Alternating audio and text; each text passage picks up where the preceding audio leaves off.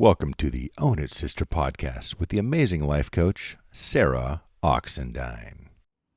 Aloha, everybody. How are you? This is Sarah Oxendine with the Own It Sister podcast, episode number 16.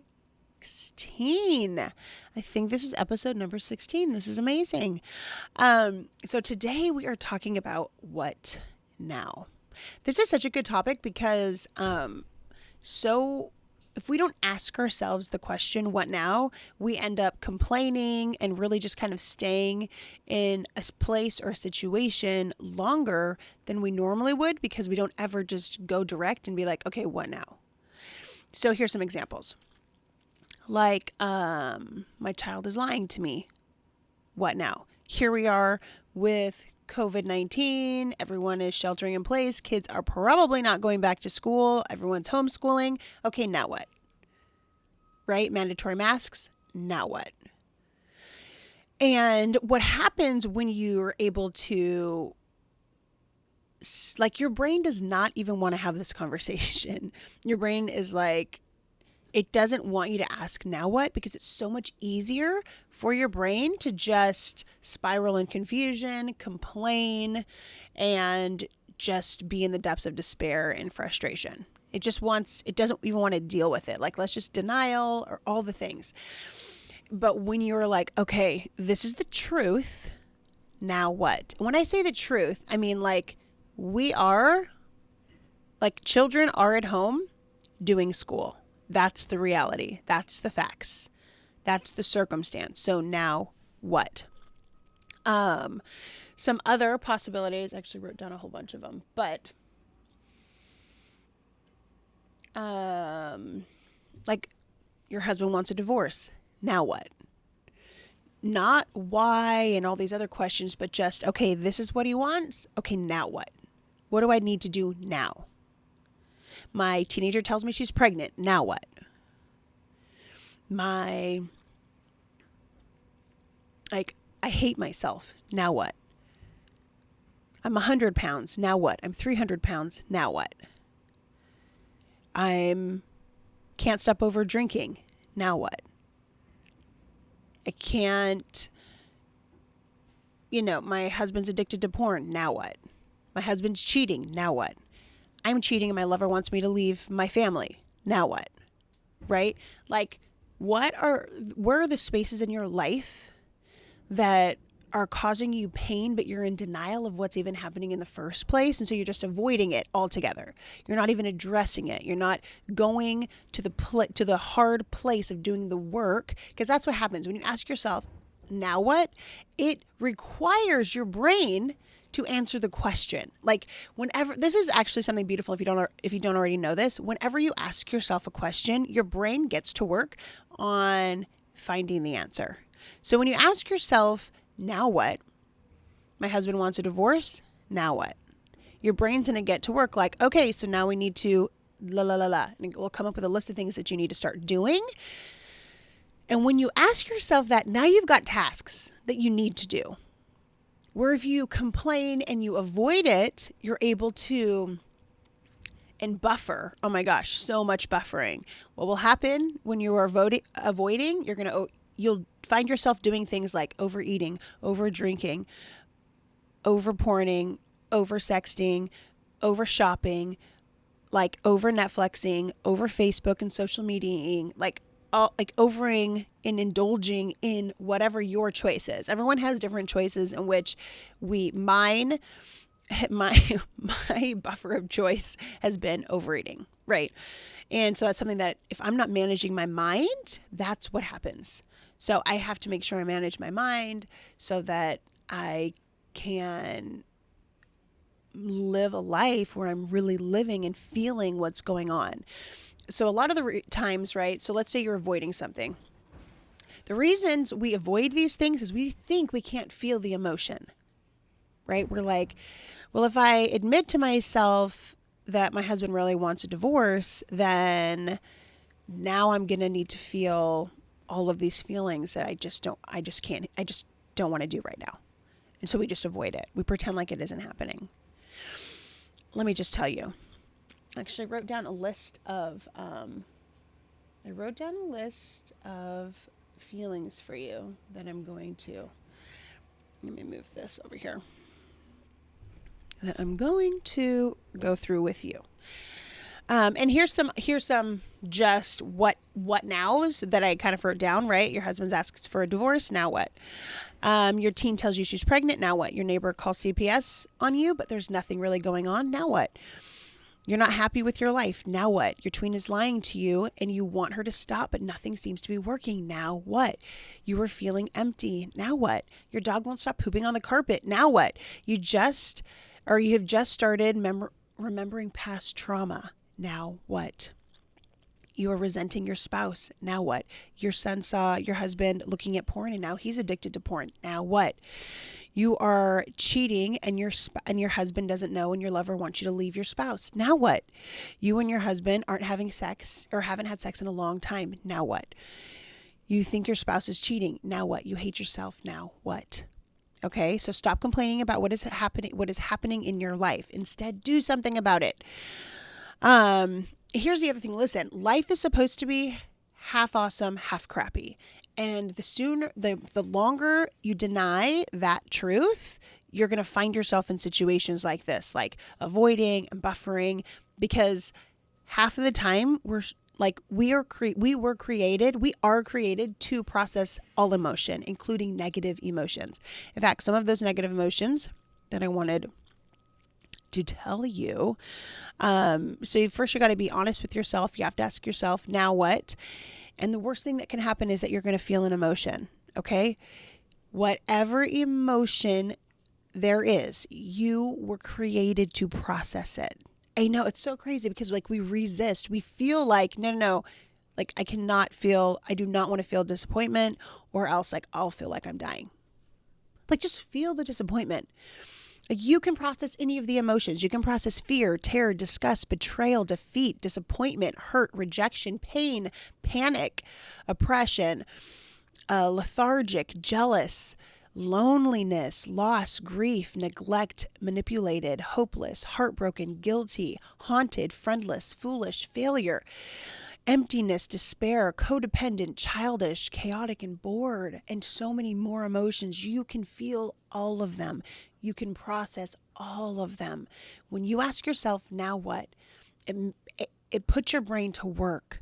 And then as you're taking the action, as you are confronting and you are being honest with yourself about what your life really is, about what it really looks like, and you lean into it and you allow yourself to feel it, feel those emotions, feel that 50% of crappy, feel the disappointment, feel the fear, feel the anger, feel the frustration, feel hopeless sometimes, not for long though, right? And again, all of these, it's you're not going to feel them forever.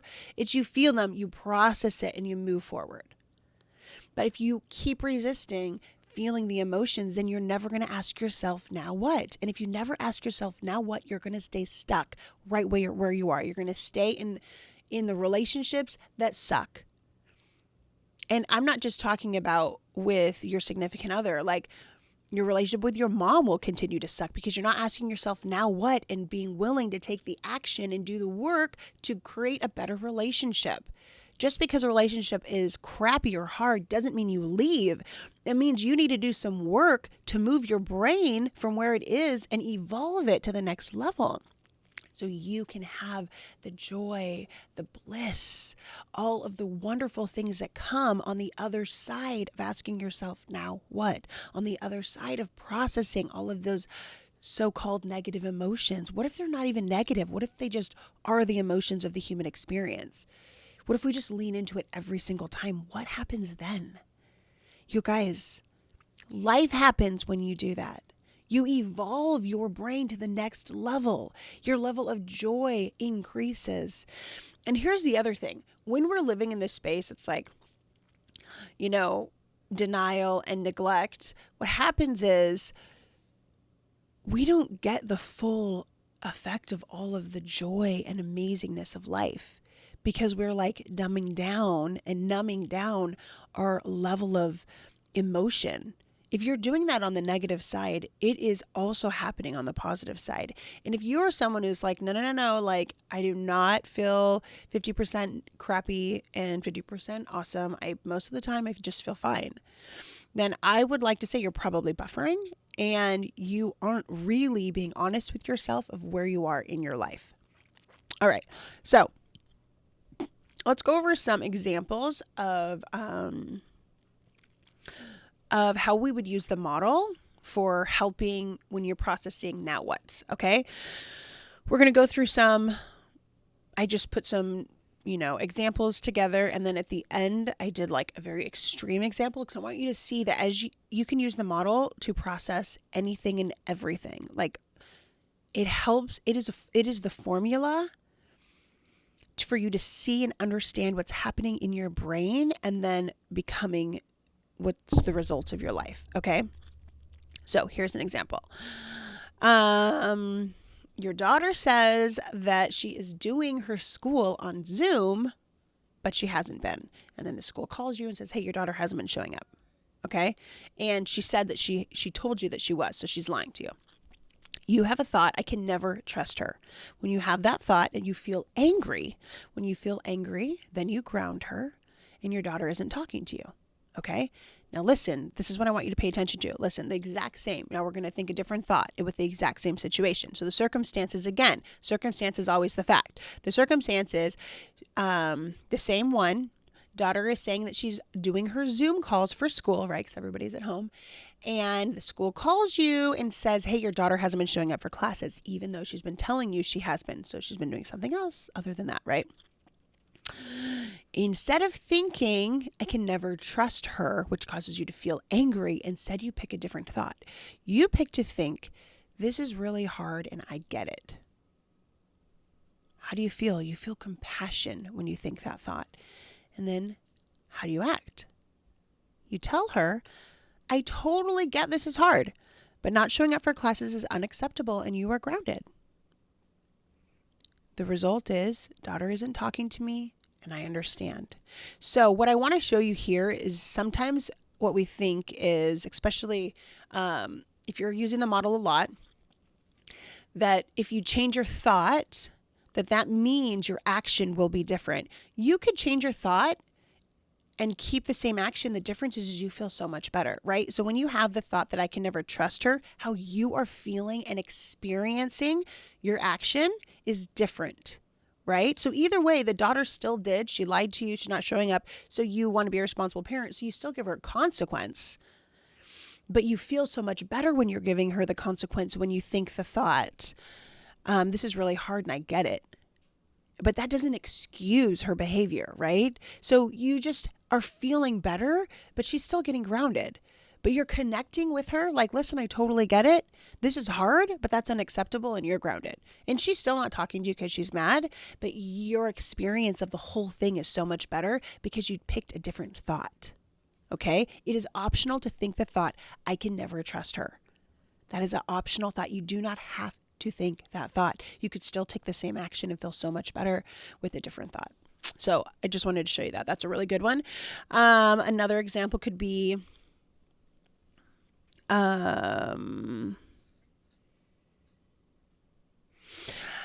found lipstick on my husband's collar. So in the circumstance, it's always just a fact. Okay. So I wouldn't be like, my freaking jerk husband, he's cheating on me. I would say exactly the circumstance. So I found lipstick on my husband's collar. That is the circumstance. And then the thought would be, this isn't happening. Feeling, denial, action, nothing. Then the result is you're living a lie. You're not confronting, you're doing nothing. Okay. Same situation, circumstance. I found lipstick on my husband's collar. Thought, I'm going to find out the truth. You feel determined.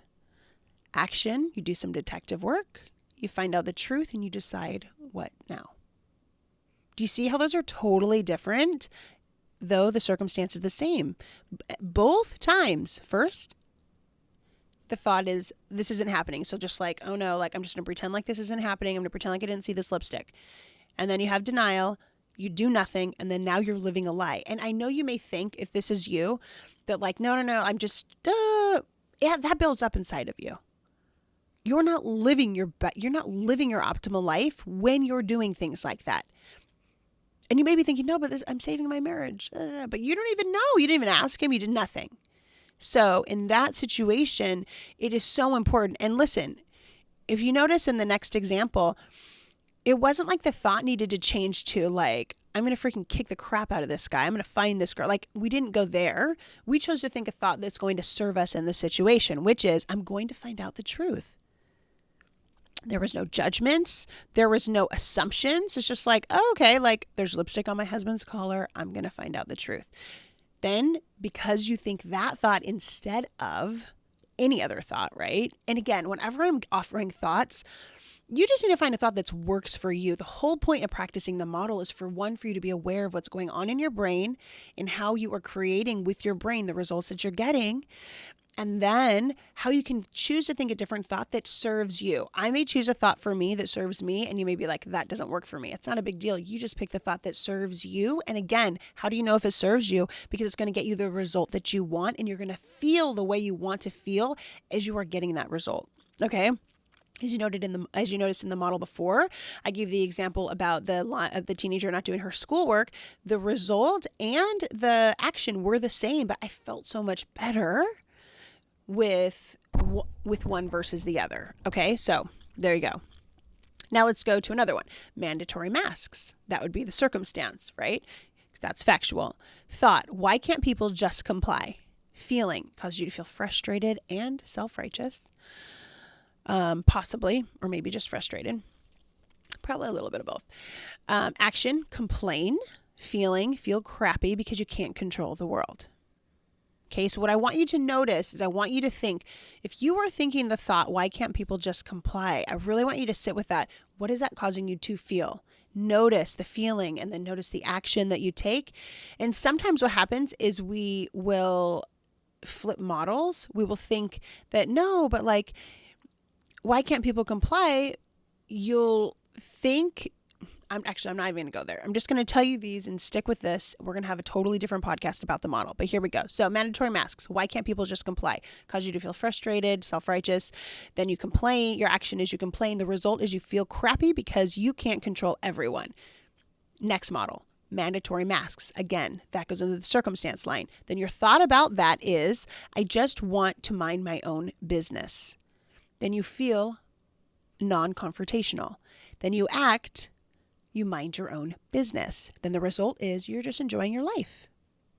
That sounds amazing. I just want to mind my own business. So if you want to adopt any of these, you totally can. But I want you to notice, what is that going on in your brain? How is it that you're feeling right now about the mandatory masks? Next one, mandatory masks. This is not constitutional. Feel injustice. Act, rebel. Result, fight back. I'm not saying any of these are right or wrong, but I really want you to notice what's going on in your brain, because those thoughts in your brain are causing you to feel a certain way and then act a certain way. And I want you to ask yourself, are the way that you are acting, is this how you want to show up? Is that who you want to be in these circumstances? And if it is, then congratulations. But if it isn't, I want you to notice it's not because of the mandatory masks. It's not because of all the kids being at home. All of those things are neutral until you have thoughts about them. We do not feel anything until we have a thought about it. Now, here's going to be a big one, okay? This is like going pretty extreme, but this is some of you, okay? And with all of the human trafficking going on and all of this stuff, I just thought I'm going to throw kind of a big one in there because I want you to see that the model can work for everything. I want you to see how our thoughts really determine how we feel. So, circumstances. My father raped me for years. This is past trauma. Let's say you didn't remember and now it's starting to come up. And now you're remembering your father raped you for years, and now you're in maybe your 30s and you're starting to remember this past trauma, okay? So you have this thought. So the circumstance, you would write circumstance, father raped me for years. The thought is, I am not lovable. The feeling is worthless. The action is reject myself. And the result is reject love in my life. Let's tell it again. Circumstance, father raped me for years. Thought, he is sick. I will press charges. He needs to be stopped. I mean, literally, I want you to say this to yourself and feel the difference inside of you when you think these different thoughts. He is sick. I will press charges. He needs to be stopped. Then you feel determined. Then you call someone who can help and you start pressing charges. Let's do another one on that same one. Circumstance. Father raped me for years. New thought. He can still hurt me. Feeling. Scared. Action. Tell no one. Result. Live in fear. The circumstance is the same every time, but because of different thoughts that we choose to think, it causes us to feel a certain way and act a certain way. You need to ask yourself, how do you want to feel in the situation? What's the result that you want to get? And then you can really be handling things in the way that you want to, in the way that serves you best. Next one. Next, same situation, next model. New thought. Father raped me for years. Thought. Why was I not saved? Feeling. Unworthy. Action. Torment myself. Result. Spiraling. Okay. And typically what you would want to do is answer the question. But in this situation, even answering that question, why was I not saved? I mean, I actually still answer that. Why wasn't I saved? Try to answer those questions. But that is one that I've noticed happens when something like this has happened. Like, why was I not saved? So I just wanted to run that through. But anytime you have a question, try to answer it. Because what are you telling yourself with why you were not saved? Are you saying because I wasn't worthy? Are you saying because I'm not enough? Are you saying because I'm worthless? Because if those are the things you're saying, that is a thought in your head and it is not true, but is a thought you are telling yourself. And that thought is causing you a lot of pain. All right. So if this is your question that you keep having spiraling through your brain, why was I not saved? Answer the question first. Okay. Then continue down the model. Same. Father raped me for years. If you're asking yourself, why me? Answer the question. If you answer that question, why me? It's probably like, again, similar things. Because I'm not lucky. Because I'm not good enough. Because I wasn't worth it. All of those are lies. Okay? But you need to write them in there because that's just a thought in your head and they're 100% optional. You would write that in the thought, right? So if you have the thought, why me? Answer it first. Whatever that answer is, write that in the thought. So the thought could be, I wasn't worth it. If you think the thought, I wasn't worth it, then you're going to feel self-pity. Then you're going to wallow in your sorrow and you're going to spiral in misery. Listen, same one again. We're doing a lot on this because I really want you to see how that thought is determining everything. Father raped me for years. Thought, different thought. He will not take the rest of my life. That causes you to feel determined and empowered. And then the action is you live your best life. The action is you take action to do the work on yourself, to get him put in prison, to press charges, right? And the result is you never look back and you live your best life. Same one. We're going to do another one. Father raped me for years. Thought, I will not stop fighting for my life. That thought is available. I will not stop fighting for my life. The feeling, motivated, determined. Action, do the work on me to heal. Result, live my life my way. So, can you see there how the same terrible thing happened? But when we can't control the circumstances in our life. If you were raped by your father over and over for years, you cannot control that happened. Denying that it happened is going to cause you problems. Pretending like whatever story you're telling yourself, if it is making you feel terrible, that's not serving you. You have permission to change it. You can choose to think differently about it. You can pick thoughts that serve you. COVID-19, if this is causing you a lot of pain, I want you to correct it. COVID-19 is not causing you any pain. You're having thoughts about it, and that is causing you a lot of pain. What are those thoughts? Identify them. And now what? Okay. Past trauma. Now what? COVID-19. Now what? My husband wants a divorce. Now what? My kids are lying to me. Now what? I hate my life. Now what? Be honest with yourself. Tell yourself the truth. Listen, you've got everything inside of you right now. And when you use the model, it is a tool that can change everything. It's a tool that can up-level your awareness about yourself. So I 100% suggest, oh, thank you, sweetie. I keep it in my bagel lunch so I keep nice and safe. Oh, thank you. I was looking for it. Thank you, sweetheart. So here we are. That's the deal. I just want you to know that now what? Ask yourself, now what? And get to work. Start solving the problem. My name is Sarah Oxendine, and I'm a life coach. I work with women who are recently divorced, and I help them to really create the life they've always wanted and to work through all the different struggles and changes that are happening in their life. Really, what we really focus on is healing from the inside out, and we work on your relationship with you. The most important relationship you will ever have is your relationship with yourself. Every relationship in your life will up level when you increase and improve the relationship with yourself. So the essential oils and the emotion that I decided to talk about at the end of this, because as you ask yourself, now what? Some of you might actually feel panicked. So some of the essential oils for panicked are, can you hold on for? Lay on the bed. Totally. If you're feeling panicked, here are the essential oils to use. Balance. And I would put that right on the bottom of your feet. I would cup it in your hands, inhale it over your nose, and put it on the back of your neck and kind of rub it into your brain. Deep Blue and Adapt. Those 3 oils are going to help you when you are feeling panicked, okay? I want you to ask yourself this. What triggered these feelings of fear? What is causing my lack of trust? Fear is a liar.